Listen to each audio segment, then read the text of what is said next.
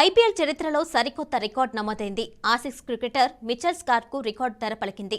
మొత్తం 24.75 కోట్ల ధర పలికాడు. రికార్డు ధరకు Kolkata night riders Mitchell Starc ను సొంతం చేసుకుంది.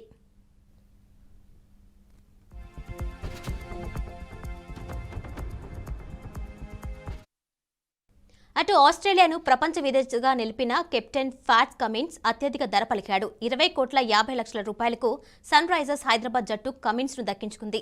కమిన్స్ వేలం హోరాహోరీగా సాగింది. చివరకు సన్ రైజర్స్ హైదరాబాద్ కమిన్స్ ను సొంతం చేసుకుంది.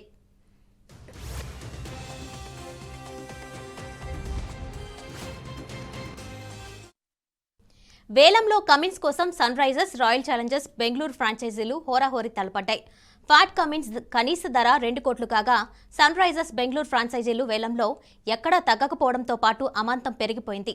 సన్ రైజర్స్ యజమాని కావ్య మారన్ ఆసీస్ కెప్టెన్ కోసం ఎంతవరకైనా వెళ్లేందుకు సిద్ధమన్న సంకేతాలు పంపారు.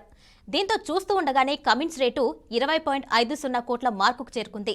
ఆ తర్వాత ఆర్బీఐ వేలం నుంచి విరమించుకోవడంతో ఈ Aussies champion captain Sunrisers వశమయ్యాడు.